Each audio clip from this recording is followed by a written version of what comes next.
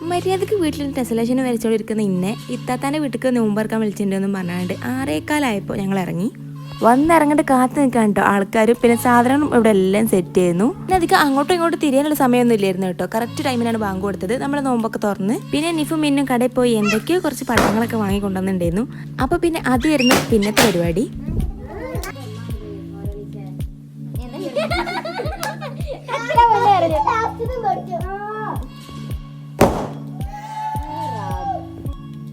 ചെറുക്കെ എങ്ങനെ അന്തം വേണ്ടി നോക്കിന്നുണ്ട്. പിന്നെ വിചാരിച്ചു ഈ സമയം കൊണ്ട് അവിടെ ഇരുന്ന് കഴിഞ്ഞാൽ എൻ്റെ ടെസലേഷനെങ്കിലും ഫില്ലാവുന്നു. ഫില്ലാക്കാനാണ് വന്നിരുന്നത് എങ്കിലും പിന്നെ കൊളാക്കിയിട്ടാണ് കേട്ടോ പോയത്. അപ്പോൾ എന്തായാലും നാളെ സബ്മിറ്റ് ചെയ്യാൻ പറ്റില്ല തീരുമാനമായപ്പോൾ ഞാൻ തൽക്കാലം പോയിരുന്നു ഫുഡ് കഴിക്കാമെന്ന് വിചാരിച്ചു. അതെങ്കിലും നടക്കട്ടെ.